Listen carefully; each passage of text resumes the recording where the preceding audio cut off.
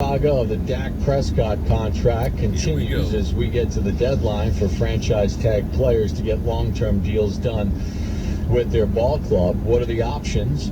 Let's talk a little further about it with Todd Archer of ESPN NFL Nation, who does a great job covering the Cowboys and the National Football League. All right, here we go. And he takes a couple minutes to join us here on the guest line this morning. Todd, Bob Papa, and David Deal, thanks for a few minutes this morning. How are you?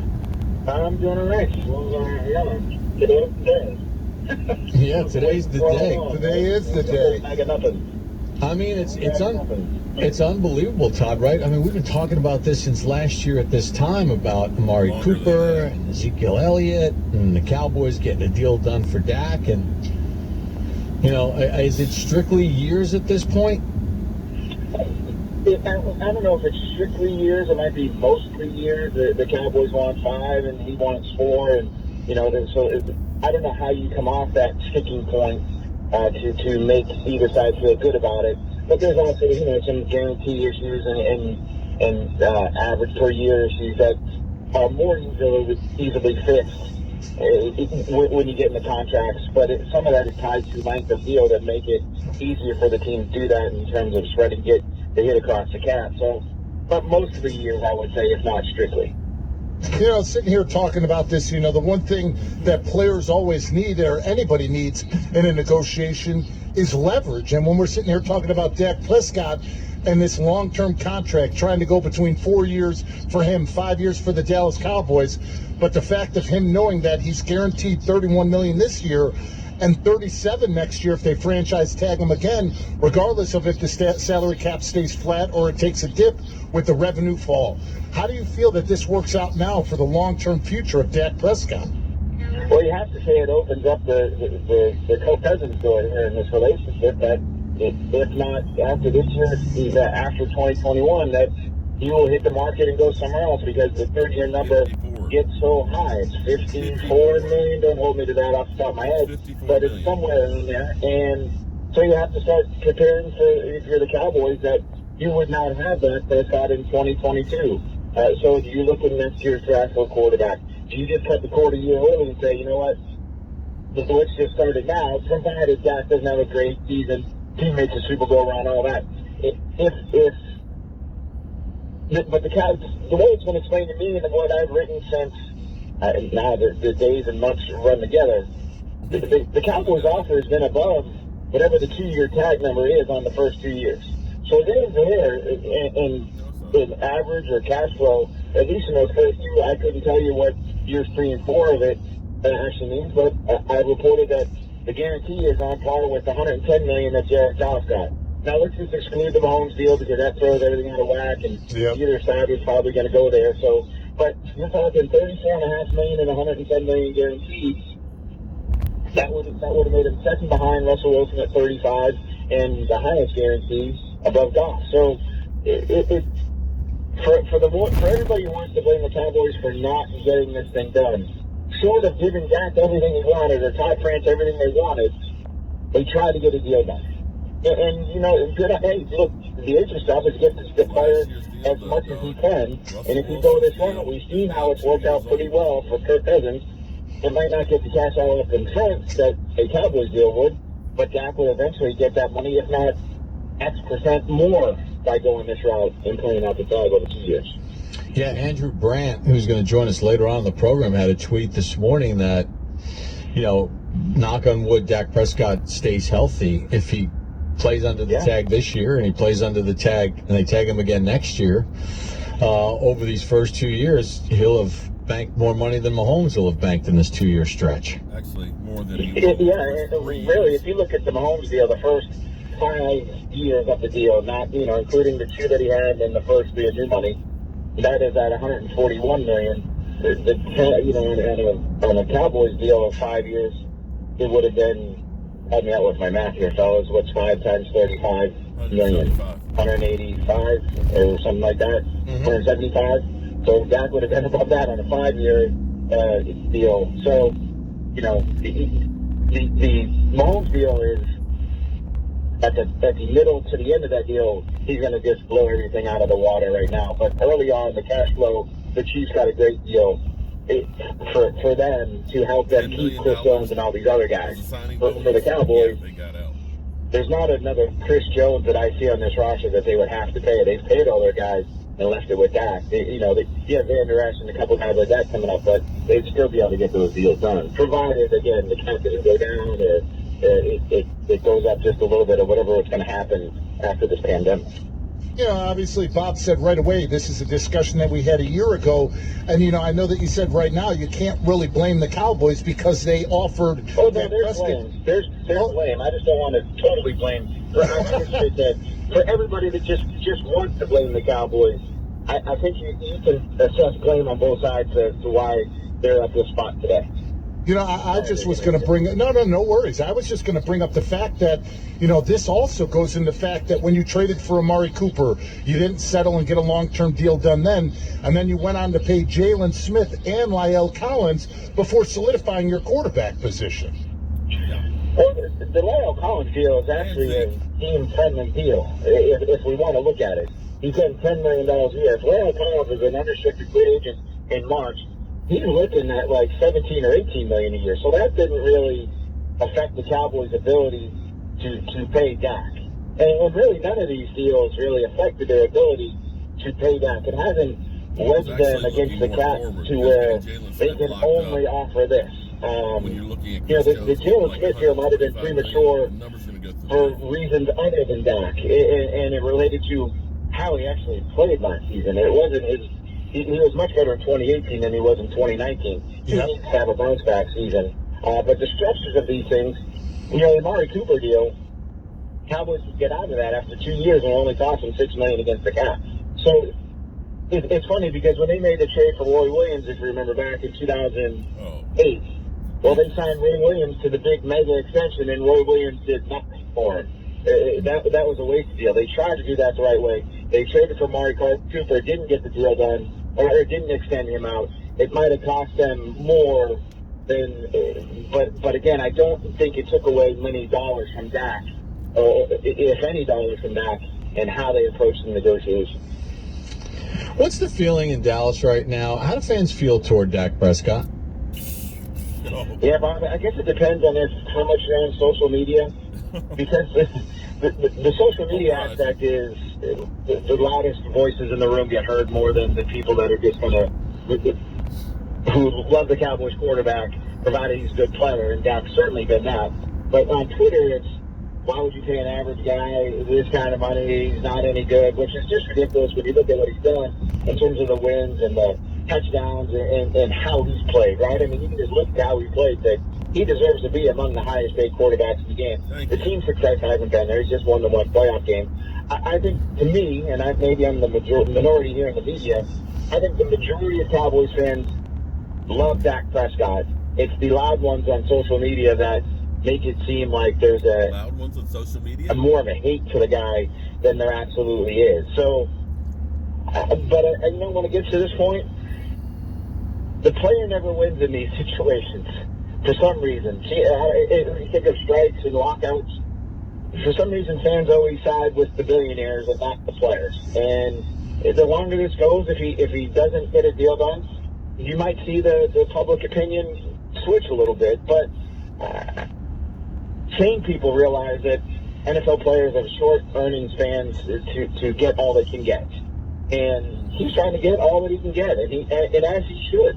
But I think some of them would rather see him just take this deal that the Cowboys put on the table of what we know about it. That seems to be a fairly reasonable contract that would have made him among the highest paid quarterbacks and set him and his family forever financially. One of the things that, we talked about earlier was, God forbid if Dak Prescott gets hurt. But also, one of the things that I don't think a lot of people are taking into account, yes, Kellen Moore is coming back, but we're talking about rolling out a completely different offense with a new head coach with a minimized offseason heading into the regular season. That can definitely be a detriment to the production of Dak Prescott in 2020. Absolutely. And you mentioned Dak wasn't involved in these things in this virtual offseason either, so some of this will be new to him. Now, the bulk of their offense is going to look the same. They might be calling things different, and he had some communications with the staff in the offseason, but not a whole heck of a lot. But yeah, he goes from running the same offense from 2016 to 2019 and knowing it inside and out to this change that would have to impact him. The other side of that argument is you look at Mike McCarthy's history with quarterbacks, and it's pretty darn good from Aaron Rodgers, obviously Brett Favre, go back to New Orleans. Aaron Brooks had some really solid years in New Orleans. So he's been around some really good quarterbacks and has been a quarterback guru. One of the things that attracted the Cowboys to Mike McCarthy was his history with quarterbacks and raising their level of play. But you're right, that first year there's a pretty good learning curve, especially when you've not had any OTAs or mini camps going forward. It might have impacted it a little bit, but I still think, after 4 years and 64 starts with Dak Prescott, we know what kind of quarterback he is, and the arrow is pointing up on him to where he would figure it out and Mike McCarthy would figure it out, and they would still have one of the better offenses in the league. Todd, final question. We're talking with Todd Archer, ESPN NFL Nation. You can follow Todd on Twitter at Todd Archer. The city of Philadelphia, their health officials said that there will be no fans in attendance for any sporting events in that city, meaning Phillies games, which also means Eagles games. I mean, obviously every city has to deal with it how they want to deal with it, and you respect it. But can you imagine a Cowboys team rolling into Lincoln Financial Field and it's like dead silent? That might be the one time you'd want to be on the team bus driving into the stadium because there'd be no one throwing eggs or batteries or flipping you off. Or anything. Oh, they still might. They still might. Yeah, they still hang out in the parking lot. It would be certainly strange. And one of my best memories of when the Cowboys have played up in Lincoln Financial Field is Jerry has back and forth with fans as he goes.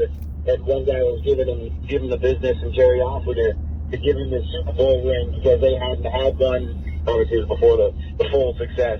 And he's like, get out of here. And he took it back and he walked away. It was all in good fun. But, yeah, that place specifically, you go to Washington, there's a ton of Cowboys fans. Even Bob, I apologize.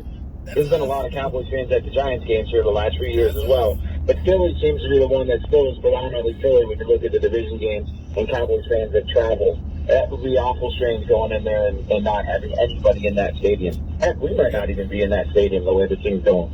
Yeah, well, let's hope at least we get some games. And Todd, we appreciate a couple minutes again for all the latest breaking Cowboy news. Make sure you keep in touch with Todd Archer on Twitter at Todd Archer. Todd, we appreciate the time. Stay safe, and Okay, a couple of things on this. There is a point about Mike McCarthy coming in and the offense changing, but having Kellen Moore there will bring some consistency as far as the play calling itself. But I want to point out in 2016, think about it. 2016 in OTAs and stuff, Dak Prescott would get like 1 or 2 reps, and that was it. Dak Prescott didn't go into the 2016 season getting the lion's share of the work and stuff. He was the third string quarterback until Kellen Moore got injured. Kellen Moore gets injured, he moves up to second string.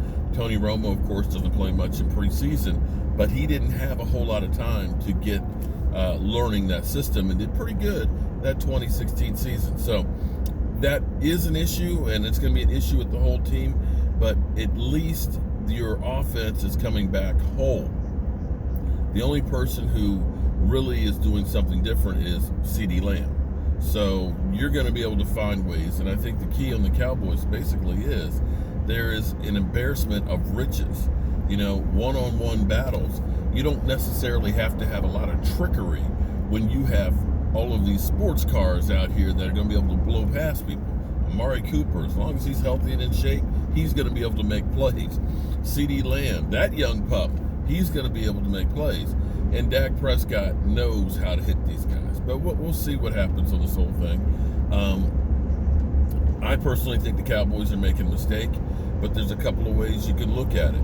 It could be that the Cowboys are saying, you know what, we'll go ahead and keep things the way they are. It may cost us more money next year, but we don't know if we're going to have a season.